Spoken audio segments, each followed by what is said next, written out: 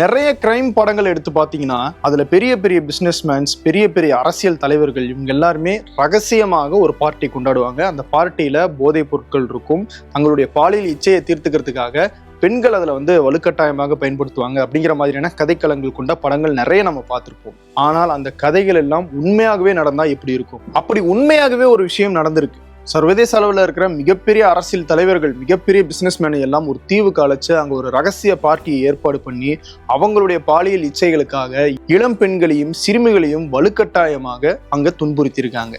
இதையெல்லாம் ஏற்பாடு பண்ண நபர் பேர் தான் ஜெஃப்ரி எப்ஸ்டெயின். இப்படிப்பட்ட பார்ட்டிஸ் நடத்துறதன் மூலமாக அந்த அரசியல் தலைவர்களையும் பிசினஸ்மேனையும் சந்தோஷப்படுத்தி அதன் மூலமாக அதிகார மட்டத்துல மிகப்பெரிய விஷயங்களை சாதிச்சுக்கிறது தான் இந்த ஜெஃப்ரி எப்ஸ்டெயினுடைய முக்கியமான வேலை. எப்ஸ்டெயினை பத்தி முழுமையாக இந்த வீடியோல பார்க்கலாம். அதுக்கு முன்னாடி ஏன் இப்ப எப்ஸ்டெயின் பேசுபொருளா இருக்காரு அப்படிங்கிறத பார்க்கலாம். எப்ஸ்டெயின் மேல வைக்கப்பட்ட குற்றச்சாட்டுகள் தொடர்பாக பல்வேறு ஆவணங்கள் இருக்கு. அந்த ஆவணங்களை எல்லாம் டிபார்ட்மெண்ட் ஆஃப் ஜஸ்டிஸ் அப்படின்னு சொல்லப்படுற அமெரிக்கானுடைய ஒரு துறை வெளியிட்டுக்கிட்டு இருக்காங்க. அதுல பல்வேறு அரசியல் தலைவர்கள், பல்வேறு பிசினஸ்மேனுடைய பெயர்கள் எல்லாம் இடம்பெற்று இருக்கு. அதுல இந்திய பிரதமர் மோடியினுடைய பேரும், மத்திய அமைச்சர் ஹர்தீப் சிங் பூரியினுடைய பேரும், தொழிலதிபர் அனில் அம்பானியுடைய பேரும் இடம்பெற்று இருக்கு. இவங்களுடைய பேர் எல்லாம் அந்த ஆவணங்கள்ல எப்படி வந்துச்சு, இவங்களுக்கும் அவங்களுக்கும் இடையில இருக்கிற தொடர்பு என்ன அப்படிங்கிறத பத்தி தான் இந்த வீடியோல பார்க்க போறோம். இது டிகோட் பை வெங்கட்.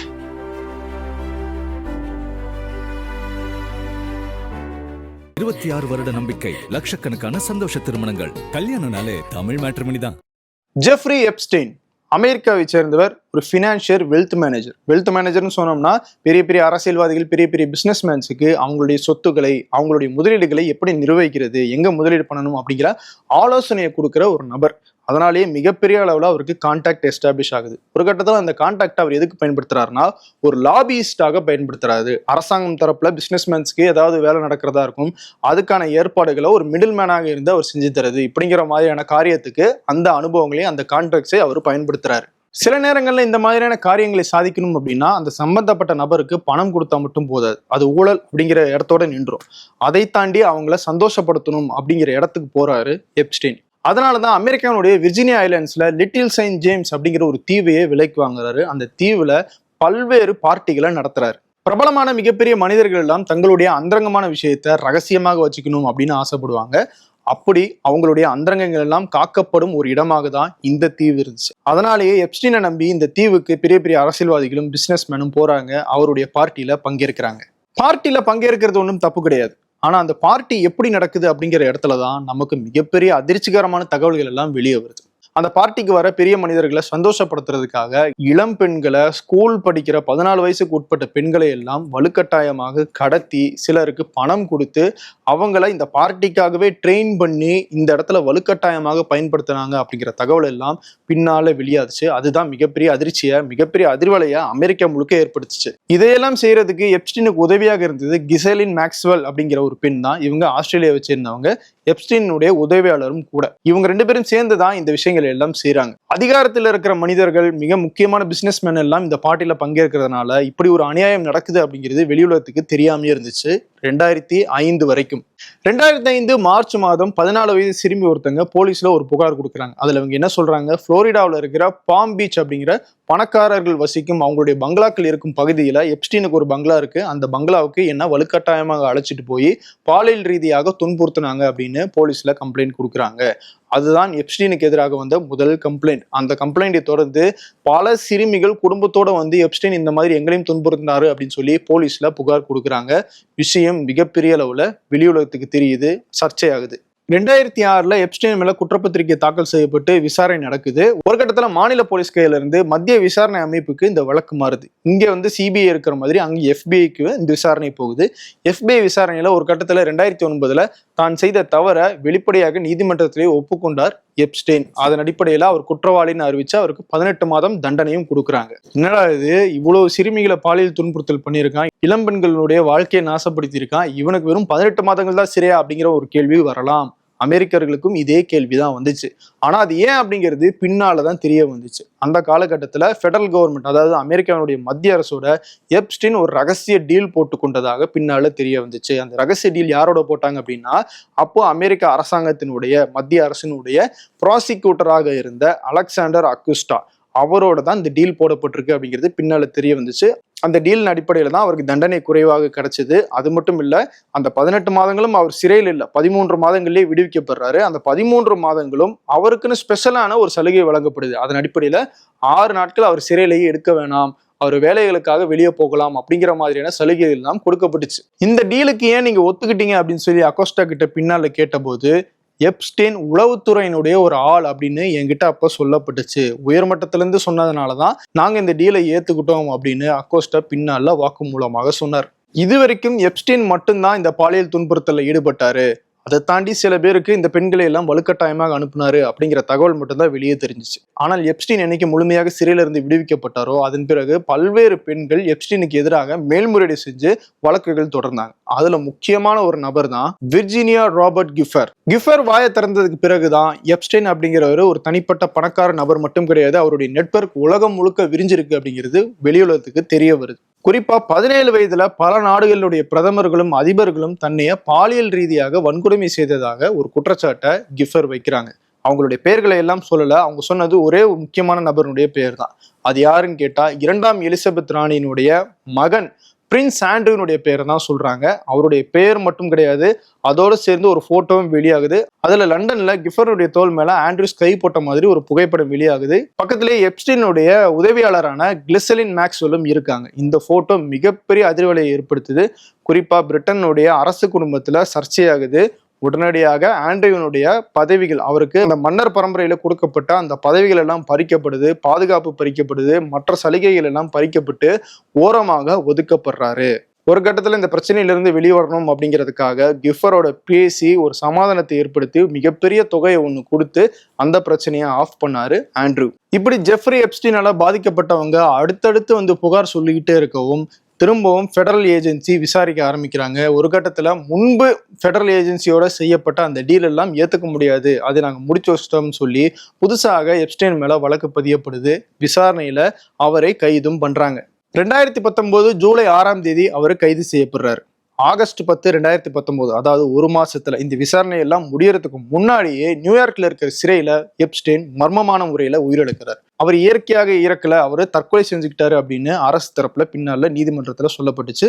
ஆனால் அதுல பல்வேறு மர்மங்கள் இருக்கு அப்படின்னு இப்போ வரைக்கும் பேசப்பட்டுட்டு தான் இருக்கு. காரணம், அவர் தற்கொலை செய்யும் போது அங்க இருக்கிற சிசிடிவி கேமராக்கள் வேலை செய்யல, பாதுகாப்பு பணியில இருந்த போலீசார் எல்லாம் தூங்கிட்டாங்க அப்படின்ற மாதிரியான காரணங்கள் எல்லாம் விசாரணை அமைப்பால சொல்லப்பட்டுச்சு. அது முழுமையாக ஏற்கப்படல, அதை ஒரு தற்கொலை வழக்காகவே முடிச்சு வச்சுட்டாங்க. எப்ஸ்டீன் இருந்தாலும் விசாரணை தொடருது. 2021 டிசம்பர் மாதம் கெஸ்லைன் மேக்ஸ்வெல், அதாவது எப்ஸ்டீனுடைய உதவியாளர், இந்த குற்றத்தை எல்லாம் செஞ்சாரு அப்படிங்கிற காரணத்துக்காக தண்டனை வழங்கப்படுது. 20 ஆண்டுகள் சிறையில அவர் கைது செய்யப்பட்டு சிறையில அடைக்கப்படுறாரு. சரி, மேக்ஸ்வெலுக்கு தண்டனை கிடைச்சிருச்சு. எப்ஸ்டீன் ஒருவேளை உயிரோடு இருந்திருந்தா அவருக்கும் தண்டனை கிடைச்சிருக்கும், வழக்கு முடித்து வைக்கப்பட்டிருக்கும். அப்படி இருக்கும்போது எப்ஸ்டீன் பத்தின ஃபைல்ஸ் எல்லாம் ஏன் வெளியிடப்படுது? எப்ஸ்டீனால பாதிக்கப்பட்ட கிஃபர் பொய் சொல்றாங்கன்னு மேக்ஸ்வெல் ஒரு கருத்தை சொல்லியிருந்தாங்க. அந்த கருத்துக்கு எதிராக மான நஷ்ட வழக்க சிவில் வழக்காக தாக்கல் செஞ்சிருந்தாங்க கிஃபர். அந்த வழக்குல தான் எப்ஸ்டீன் தொடர்பான ஆவணங்களை எல்லாம் வெளியிடணும் அப்படிங்கிறத அவங்க வாதமாக வச்சிருந்தாங்க. அது மட்டும் இல்ல, எப்ஸ்டீனும் மேக்ஸ்வெலோட இந்த பிரச்சனை முடியக்கூடாது, இதுல யாரெல்லாம் ஈடுபட்டாங்களோ அவங்களும் வெளியுலகத்துக்கு தெரியணும், சட்டத்துக்கு முன்னாடி வரணும் அப்படிங்கிற குரல் ஊடகங்கள் மூலமாகவும் மக்கள் மூலமாகவும் அதிகரிக்க தொடங்குச்சு. ஆனா நீதிமன்றம் அதுக்கு முன் வந்தாலும் அதை வெளியிடுறதுல சட்ட சிக்கல்கள் இருந்ததுனால அது தாமதமாகிட்டே இருந்துச்சு. பல்வேறு மேல்முறையீடுகள் செய்யப்பட்டுச்சு. அந்த டாக்குமெண்ட்ஸ் கலெக்ட் பண்றதுக்கு டைம் ஆச்சு அப்படின்னு சொல்லி அது நீடிச்சுக்கிட்டே இருந்துச்சு. இந்த நிலையில தான் ஏப்ரல் 2025 கிஃபர் தற்கொலை பண்ணி உயிரிழக்கிறாங்க. அதனால இந்த பிரச்சனை திரும்பவும் பூதாகரம் ஆகுது. ஆவணங்கள் வெளியிடப்படணும் அப்படிங்கிற குரல் மிக முக்கியமான அரசியல் குரலாக மாற தொடங்குச்சு. அந்த அடிப்படையில நாடாளுமன்றத்தினுடைய எம்பிக்கள் 2 இந்த எப்ஸ்டீன் ஃபைல்ஸை வெளியிடணும் அப்படிங்கிறதுக்காகவே தனியாக ஒரு மசோதாவை தாக்கல் செஞ்சு அது நிறைவேறவும் செய்யுது. அதன் அடிப்படையில தான் டிபார்ட்மெண்ட் ஆஃப் ஜஸ்டிஸ் இப்ப அந்த ஆவணங்களை கொஞ்சம் கொஞ்சமாக வெளியிட்டுக்கிட்டு இருக்காங்க. இப்போதைக்கு 2 தவணையாக இந்த ஆவணங்களை வெளியிட்டு இருக்காங்க. இன்னும் சில தவணைகள் இந்த ஆவணங்கள் வெளியாகும்னு எதிர்பார்க்கப்படுது. ஏன் இவ்வளவு தாமதமாகுது அப்படின்னா அவ்வளவு ஆவணங்கள் இருக்கு. இப்ப ஜனவரி 30ஆம் தேதி வெளியிடப்பட்ட அந்த set of documents 3 million pages இருக்கு, 30 லட்சம் பேஜஸ் இருக்கு. அவ்வளவு ஆவணங்கள் இருக்கு. அதுல என்னென்ன இருக்கு அப்படின்னு கேட்டா, எப்ஸ்டீனுடைய போன்ல இருக்கிற ரெக்கார்ட்ஸ் இருக்கு, அவர் யார் யாருக்கு மெசேஜ் அனுப்பினாரோ அந்த டெக்ஸ்ட் ஸ்கிரீன்ஷாட்ஸ் எல்லாம் இருக்கு, யார் யாருக்கு மெயில் அனுப்பினாரோ அதனுடைய ஸ்கிரீன்ஷாட்ஸ் இருக்கு, போட்டோஸ் இருக்கு, இன்னும் பல்வேறு ஆவணங்கள் இருக்கு. இதெல்லாம் சேர்த்தா இன்னும் வந்துகிட்டே இருக்கு அப்படின்னு சொல்றாங்க. அது மட்டும் இல்ல, அந்த ஆவணங்கள்ல இருக்கிற சில தனிநபர்களுடைய பெயர்கள் வெளியே தெரியக்கூடாது அப்படிங்கிறதுக்காக, அதாவது குற்றச்சாட்டுகள்ல இல்லாத தனிநபர்களுடைய பெயர்கள் இருக்கக்கூடாது அப்படிங்கிறதுக்காக அதை மறைக்கிற பணியிலையும் டிபார்ட்மெண்ட் ஆஃப் ஜஸ்டிஸ் ஈடுபட்டு இருக்காங்க.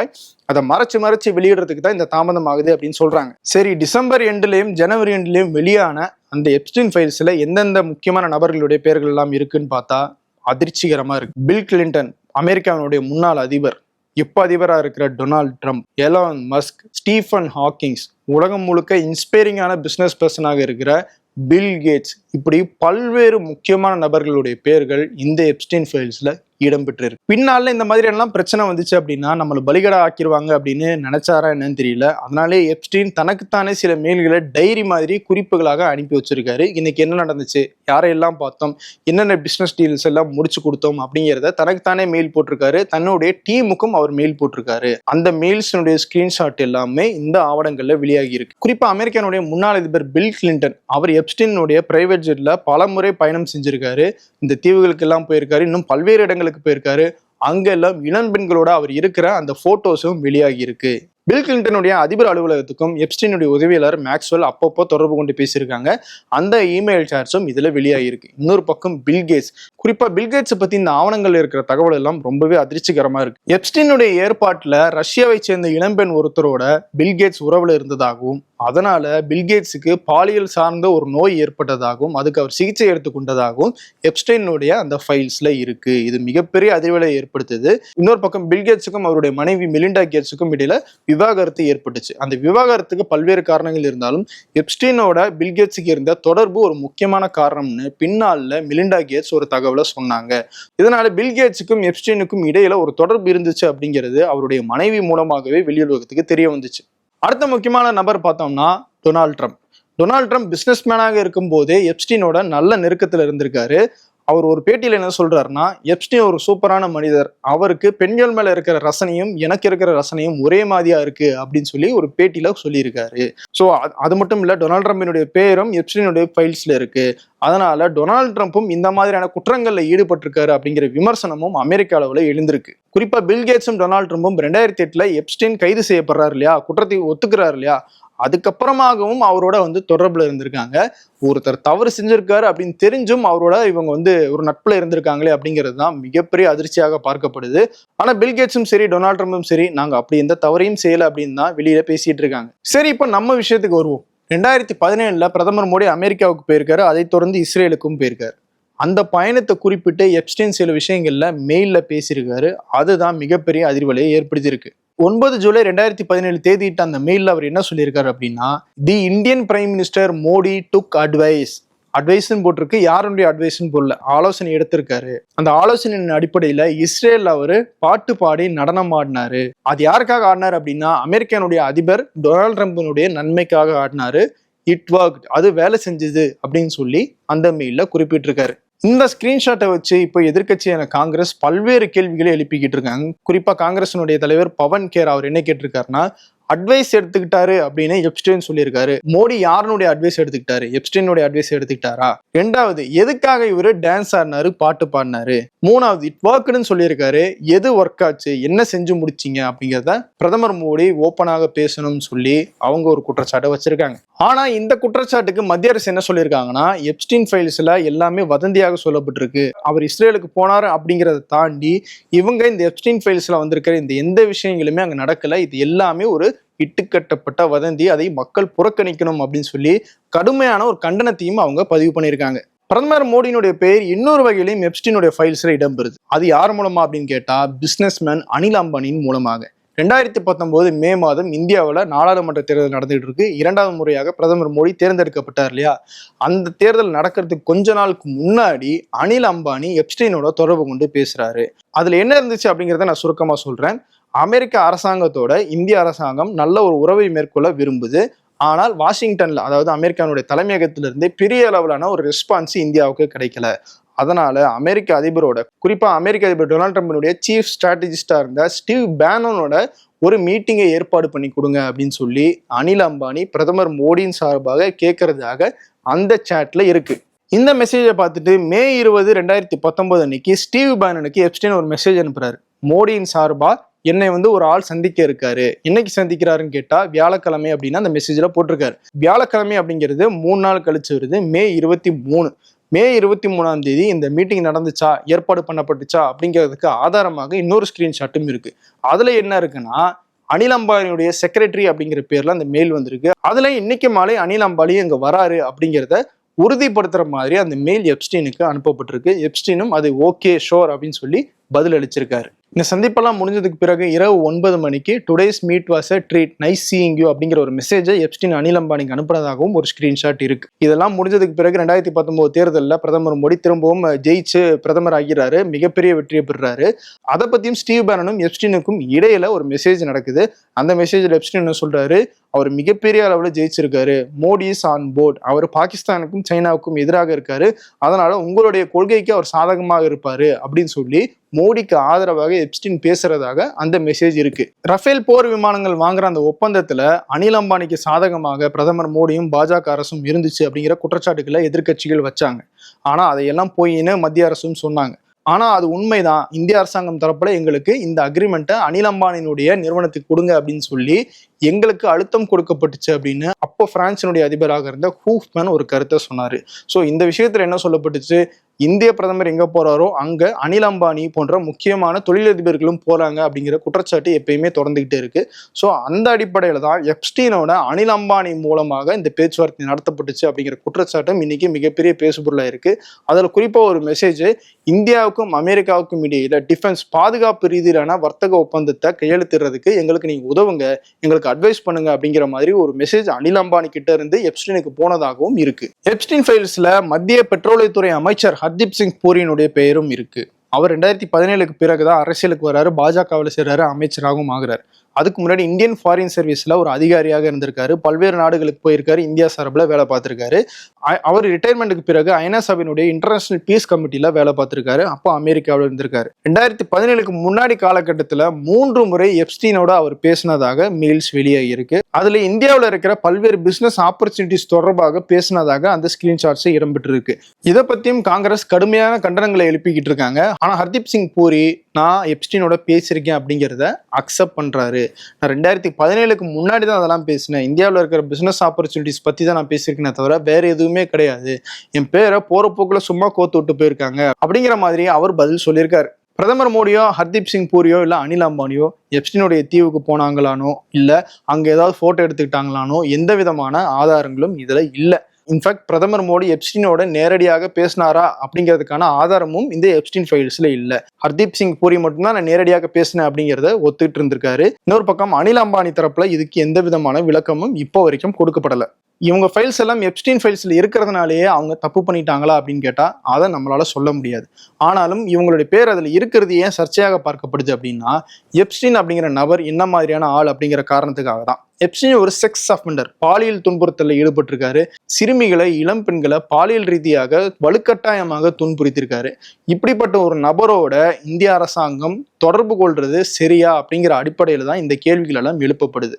காங்கிரஸும் சரி, பாஜகவினுடைய மூத்த தலைவராக இருக்கிற சுப்பிரமணிய சுவாமியும் சரி, இந்த மாதிரியான ஆவணங்களை எல்லாம் வச்சு இந்தியாவை சர்வதேச அரங்களை பிளாக்மெயில் பண்றதுக்கும் அமெரிக்காவினுடைய பேச்சை கேட்கறதுக்காகவும் அமெரிக்கா பயன்படுத்துவாங்க, இது இந்தியாவுக்கே கேடு விளைவிக்கிற விஷயம் அப்படின்னு கருத்து சொல்லியிருக்காங்க. ஸோ பிரதமருடைய பெயர் இந்த எப்ஸ்டீன் ஃபைல்ஸ்ல இருக்கு அப்படிங்கிறது ஒரு ஸ்கிரீன்ஷாட்டாக மட்டும்தான் நமக்கு கிடைச்சிருக்கே தவிர இது ஒரு முழு ஆதாரம் கிடையாது. இன்னும் எப்ஸ்டீன் ஃபைல்ஸ் தொடர்பான விசாரணை அப்படிங்கிறது நடத்தப்பட்டால் மட்டும்தான் இதில் யார் யாரெல்லாம் உண்மையாகவே சம்மந்தப்பட்டிருக்காங்க, யார் யாரெல்லாம் உண்மையாகவே தவறு செஞ்சிருக்காங்க அப்படிங்கிறது தெரிய வரும்.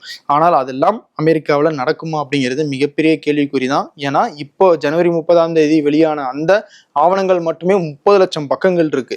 இதையெல்லாம் விசாரிச்சு இவங்க தான் தப்பு பண்ணாங்க, இவங்க தப்பு பண்ணல அப்படிங்கிற அந்த முடிவுக்கு வரதுக்கு மிகப்பெரிய காலம் எடுக்கும். அது நடக்குமானும் நமக்கு தெரியல. அடுத்ததா இன்னும் சில எப்ஸ்டீன் ஃபைல்ஸ் ஆவணங்களும் வெளியாகி இருக்கு. அந்த ஆவணங்கள்ல வேற யார் யாருடைய பேர்கள் எல்லாம் இருக்கு அப்படிங்கிறது தான் உலகம் அடுத்த ஆவலாக எதிர்பார்த்துட்டு இருக்கிற விஷயமாக இருக்கு. தொடர்ந்து இந்த எப்ஸ்டீன் ஃபைல்ஸ் என்ன நடக்குது, சர்வதேச அளவில் இது எவ்வளவு பெரிய தாக்கத்தை ஏற்படுத்துது அப்படிங்கிறத பத்தி எல்லாம் வேறொரு வீடியோல பார்க்கலாம். மீண்டும் சந்திக்கிறேன்.